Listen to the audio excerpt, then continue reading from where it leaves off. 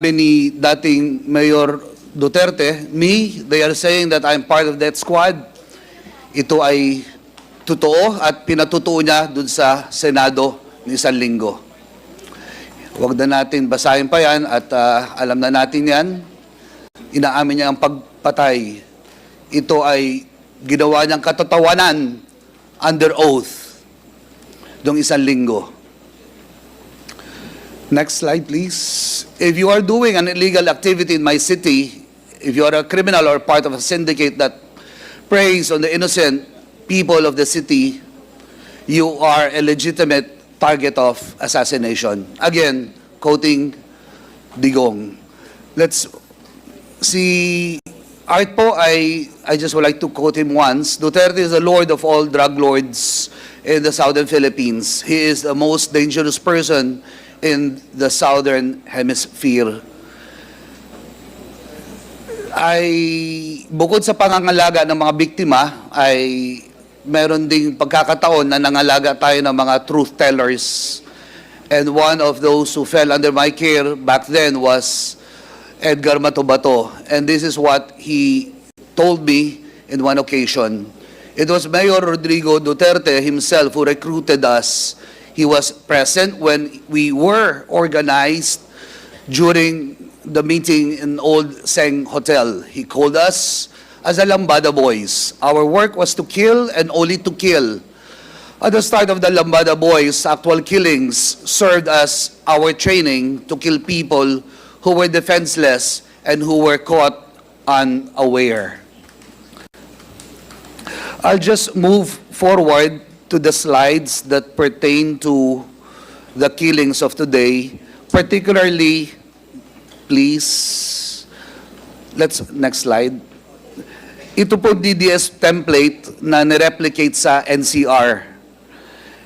And the next slide would reveal that there are at least sa aking pagpunta sa mga eksena kung saan pinatay, ito po ang nakikita natin.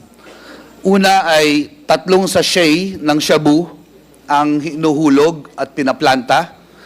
Pangalawa ay merong 38 caliber na makikita, minsan may serial number, minsan wala. At on some occasions, the same gun in the same scene. Meron din mga litrato, and this is where I would also, if you would want to know further and see more graphics, the night crawlers, photojournalists who came out every evening to take a photo of the killings, sila po magpapatutuo further na tinotorture bago pasabugin ang bungo. The fourth element, huwag natin kalimutan, lahat po sila madudumi ang paa. Ibig sabihin, nasa laylayan po ang kanilang mga pinapatay at binibiktima. The next slide would reveal example of Jonas. Jesus Jonas po ang kanyang pangalan. Nakalantad siya. The next slide would be more revealing. The next slide, please. Ito po yung eksena. May barel at yung daliri. Kapag close up natin, makikita natin sa next slide, yung daliri ay may handcuff marks plus ang daliri ay gutay-gutay. Pero may kadabing barel. Hindi po ito nag-iisang eksena. Madami pong ganitong klaseng eksena. Madaming larawan na magpapatunay na mga tao ay bago pinatay, tinorture muna. During the first day of his presidency, 39 po ang tinumba just to make true his promise. Papatay ako. Next 100 days, or the next slide please. First 100 days, 3,600 killed. Following this would be just some figures.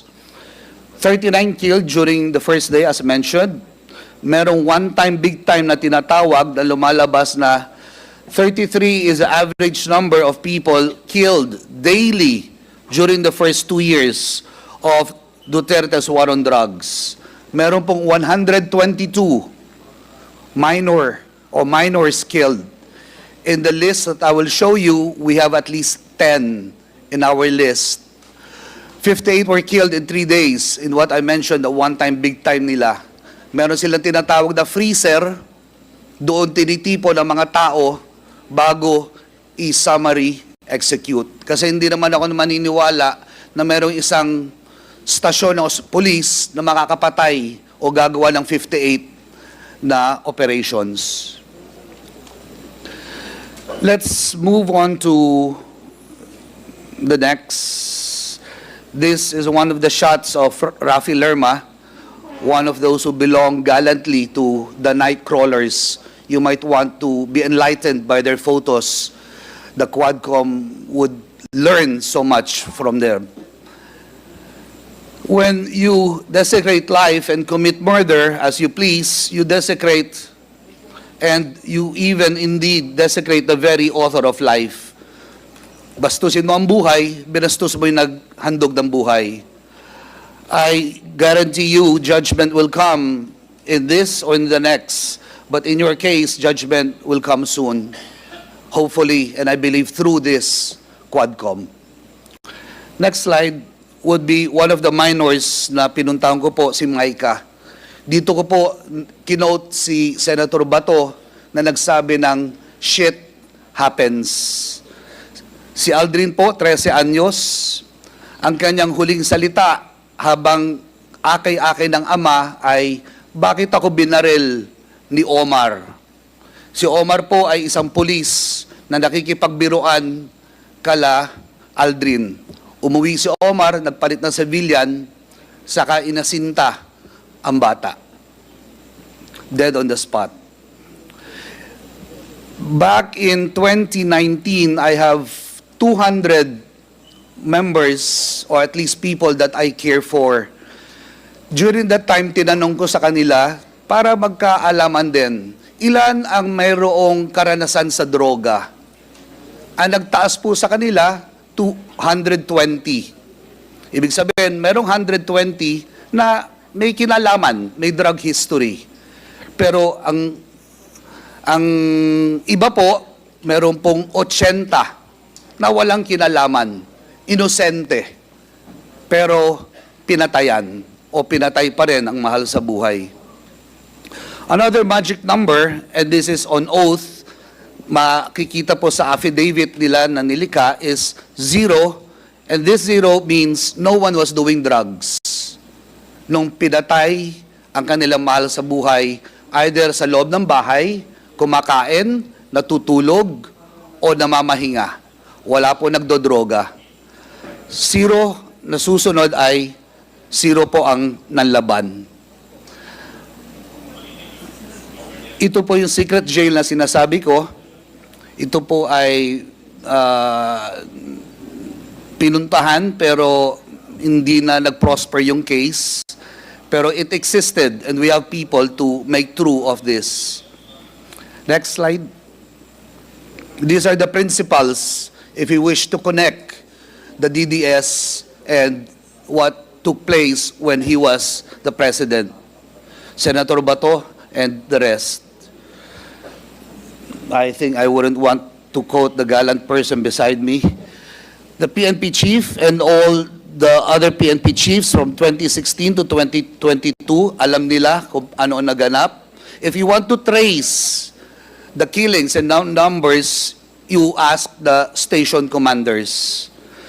The Senate House and the representatives back then, sabi nga po kanina, may panahon na tayo'y natakot.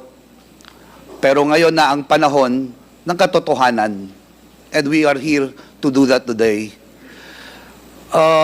Before I show this, there's this, gusto ko lang ipakita yung kung saan huli na nagsinungaling si Senator Bongo about yung patayan. Can we just have that? And if possible, thank you. Ito po ay lumabas kamakailan.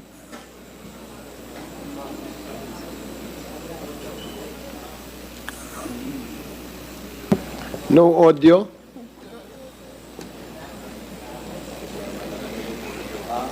I see. No audio. Hindi po yata compatible. But the video is, I will leave the copy of my slide. Before the mothers speak, allow me, Mr. Chair, to just give you a preview of what 300, Wala naman siyang sinabi na ayan na. Please. Is the video playing?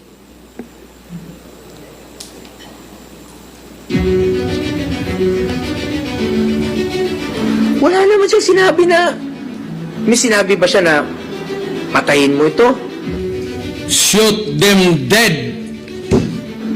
Wala pong ganong abogado po si dating Pangulong Duterte. Dati po siyang prosecutor. Hindi siya nagbibigay po ng instruction na illegal. Kaya may order sa rin sa dyan. Shoot to kill. Wala akong pakialam dyan sa human rights. I don't give a shit kung anong gusto nilang sabihin.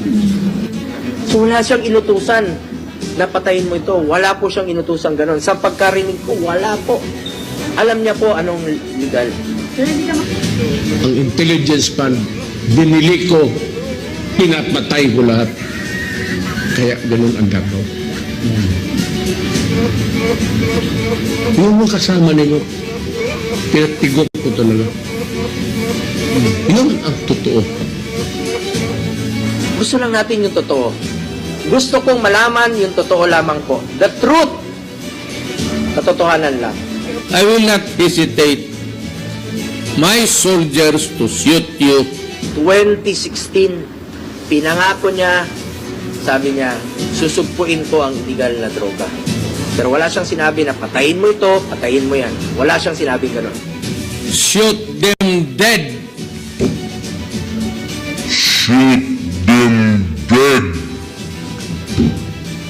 Katotohanan lamang po at hayaan na po natin ang taong bayan ang humusga.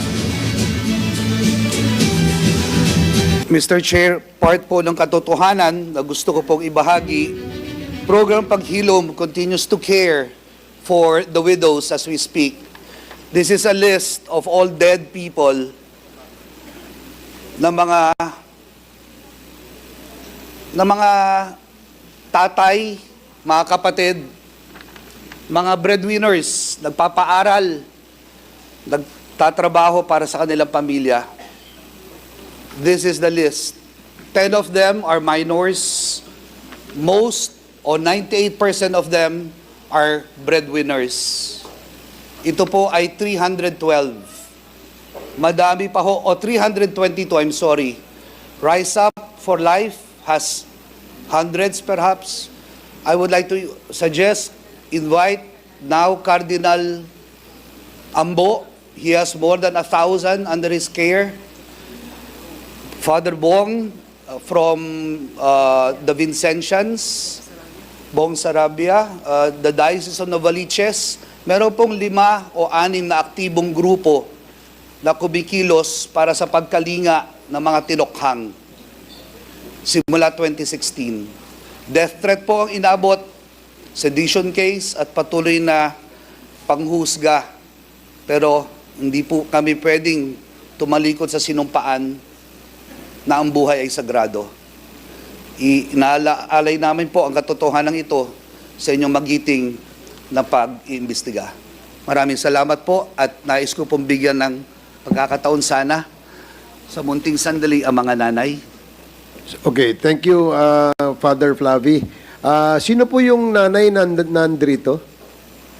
Pwede po nga imbitahan po kayo dito sa...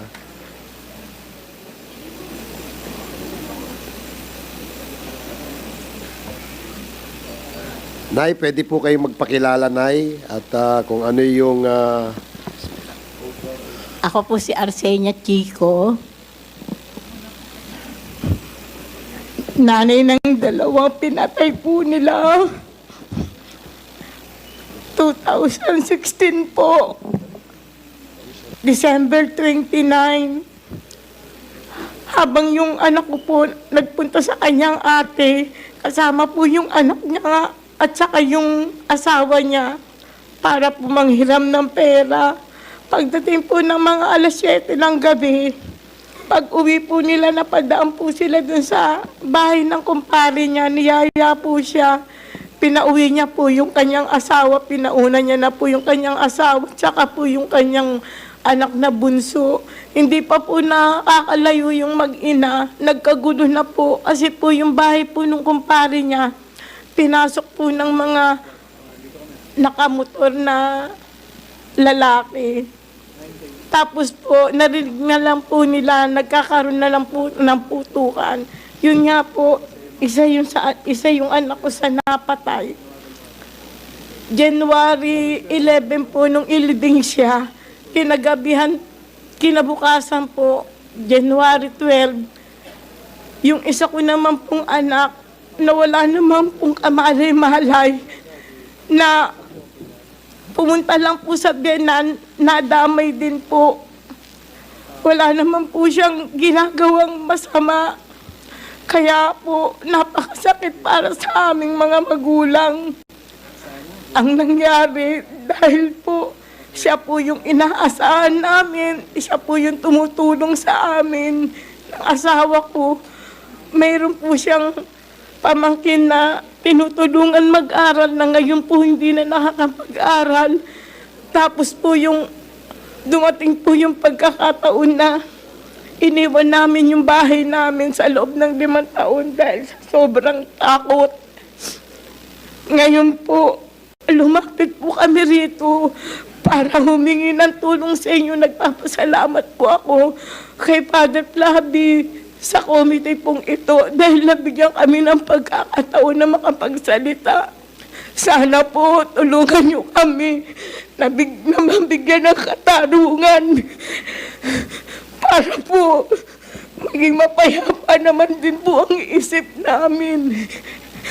Dahil nung ilibing po yung anak ko, sinabi ko po sa kanila na darating ang araw na mabibigyan din namin sila ng katarungan. Sana po, ito na po yung pagkakataon na magkaroon kami ng katarungang mahihirap. Sana po, managot po yung dapat managot. Walang taon pag hindi ko pa matanggap ang nangyari. Pag naaalala ko po sila, hirap na hirap po akong tanggapin ang katotohanan dahil wala naman pong kasalanan ng anak ko. Sana po, matulungan niyo po kami na magkaroon ng katarungan. Sige po, Nay. Salamat po. Salamat po, Nay. Salamat po. Mr. Chair, gusto ko lang tanungin kung ilang taon po yung mga anak niya. 2 anak po niya napatay. Yung una pong namatay, 34 po nung mamatay. Yung isa po, 25.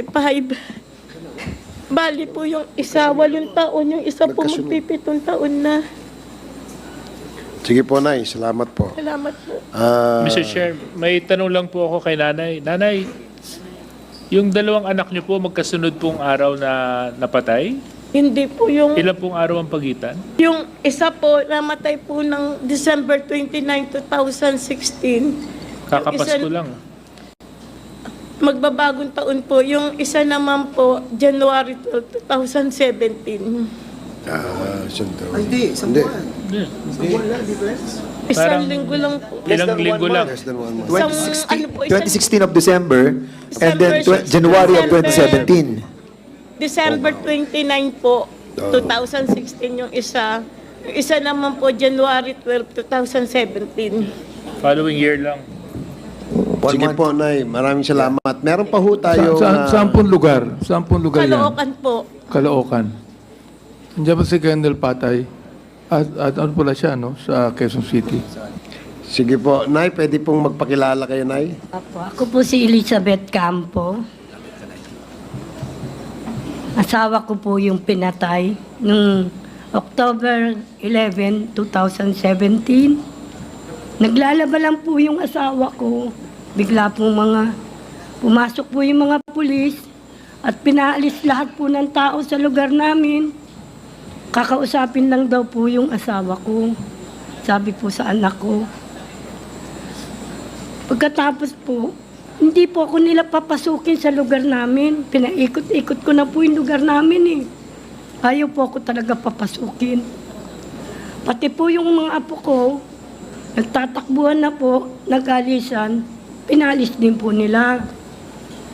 Yung apo ko naman po si Danica, kitang-kita niya po, nakatutok ang baril sa kanyang lolo. Nung umikot na po ako, may narinig na po akong 2 putok. At naramdaman ko po sa sarili ko, asawa ko na yun. Kasi 3 po silang naiwan eh. Yung isa po, si Sherwin Vitas, na pinatay din po nila, hindi lang po nakasama yung asawa rito kasi may sakit po yung anak. Yung isa naman pong alaga namin na yung isang bata na 16 anyos, wala na pong magulang. Kaya hindi na po naintindi. Ang akin lang po, 7 taon na po, wala pong nangyayari sa kaso ng asawa ko. Siya lang po ang kadamay ko sa buhay. Wala naman po akong kasama. Ang dami ko po nga po, 13. Kaming dalawa lang pong nagasikaso. Wala pong ibang nagasikaso. Ang mga anak ko po, 2 lalaki at 1 babae. Puro po may mga asawa na. Pero nakapiling pa rin po namin. Ang pinagtatakaan ko lang po, sinasabi nila lumalaban, naglaban ang asawa ko. Naglalaban lang po yung asawa ko. Hindi po siya lalaban. Dahil wala po kaming kaarmas-armas kahit ano. Pinagbibintangan po, nagbebenta ng shabu. Paano po magbebenta ng shabu? Samantalang ganito na po ang buhay namin mulat sa pool. Ako lang po nagtitinda, siya po namimili. Ako po naglalako para po mapag-aral. Wala po na namatay yung asawa ko at tinukang nila. Nahinto po sa pag-aaral ng mga apo ko. Hindi po nakapag-aaral ng 2 taon. Kasi wala po ko itutustos eh. At yung mga anak ko po, mga nagtatago. Kasi may mga pulis na pumupunta na tinatarget baka daw po kami magsumbong. Ang inaalala ko lang po sana, gusto ko lang po mangyari. Sana mabigyan po ng katarungan yung pagkamatay po ng asawa ko. Yun lang po. Kasi mulat sa pool po nung namatay nung 2018 ay 2017, wala pong nangyayari o anumang bagay. Humingi lang po kami ng tulong kay Father para pumasikaso yung pamilya ko. Kasi siya lang po ang susuporta sa amin. Ako na lang po kasi ang natitira eh. Ang mga kapatid Sige po, ng Nay. asawa ko. Maraming salamat po. Sana po mabigyan niyo po ng katarungan ng Gagawin po namin ang lahat. pagkamatay po ng asawa ko. Salamat po. Okay. Father, 2 lang po ang naimbitahan natin, no? Mr. Chair, I would like to conclude sana, but I would allow my field coordinator, Randy De Los Santos, the uncle of Kian, to do the conclusion in my behalf. Sige po. Mr. De Los Santos, pwede pong... ayaw po namin kayo madalhin because alam ko pong importante yung gusto nyong sabihin. Pero dahil po napakarami po ng ating gustong pagbigyan at pakinggan, I hope we can shorten it a little. Salamat po. Magandang gabi na ho, no? Ginoong Tagapangulo at sa ating kagalang-galang na komite. Bilang field coordinator po ng program Paghilom, nais po sana naming pasalamatan at nais ipaabot po ng mga pamilya sa kagalang-galang na komiting ito ang kanilang pasasalamat po. Simula po ng inyong binuksan ang pag-iimbestiga, may kaugnayan sa mga nangyari po. Siguro po nais po sana namin gamitin ang salitang tukhang ngayong hapon. Nais po namin tumuktok, humangyo sa bawat puso po upang gaya po ng binanggit, nais po nila ng katarungan. Nais po namin ng katarungan, Ginoong Tagapangulo. At sana po sa tulong po ninyo, sa inyo pong katalinuhan, sa inyo pong kakayanan, umaasa po kami na maibigay po ito sa lalong madaling panahon. Lalo tigit po, nais ko sanang banggitin na sa amin pong mga hanay, marami po Ginoong Tagapangulo ang pinatay. May mga police report po, pero hindi po naimbestigahan. Sana po sa tulong po ninyo, ang kagalang-galang na komiting ito, tutok-tok po kami at hahangyo kami ng inyong tulong.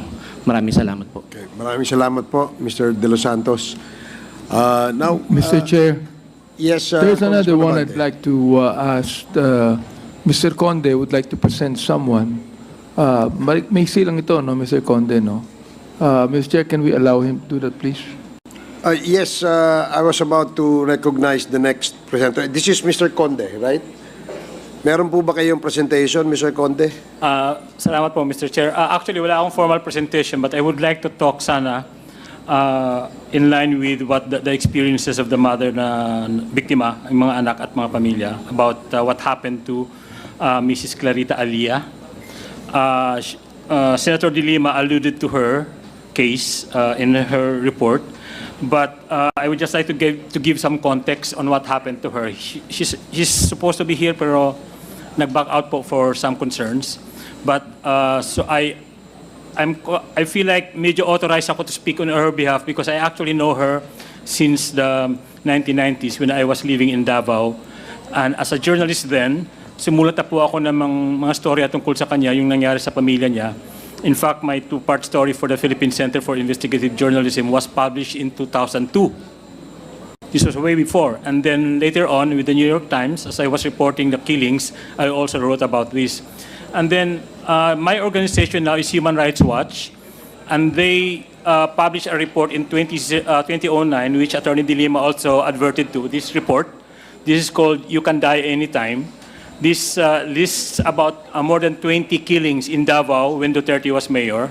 And one of the highlights of this report, this is Mrs. Alia on the cover of this report. So what happened to her was her children, 4 of them, were killed by the Davao Death Squad. This was between 2001 and 2007. All of them were teenagers, children basically. Lahat po sila ay pinagsasaksak sa Davao City. When I interviewed her back in 2000, Mrs. Alia was telling me kung paano pinatay yung mga anak niya. Ginamitan sila ng, tawag nila dito ay kolonyal. This is a butcher's knife. Allegedly, some of the killers were working or sourced the weapon from the nearby Bangkerohan market, where to this day, Mrs. Alia, nagbebenta pa rin siya ng gulay-gulay, vegetable vendor po siya doon. Kung paano pinatay yung mga anak niya ay nakapanlulumo po talaga, and this was emblematic of the spread of the Davao Death Squad during that time. It was so brutal kasi ang tinatarget nila ay mga mahihirap, marami mga bata, in an effort to cleanse the city of what Mr. Duterte was saying were the dregs of Davao society, so that they can claim that Davao was the safest city in the Philippines during that period. Keep in mind, I lived in Davao for 10 years, and I know, I know exactly the context of these killings. So this was very, very worrisome. And when I entered into human rights work, isa ito sa mga cases talaga na tinutukan namin. And in fact, to end this, I would like to point out that this was not happening in Davao City alone. In fact, in this report, other cities were cited there where similar killings were happening. Tagum City, Digos City, General Santos City.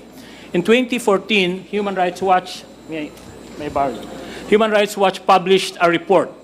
This is One Shot to the Head entitled. This is about the Tagum Death Squad killings. Tagum is just one city away from Davao City. And in this report,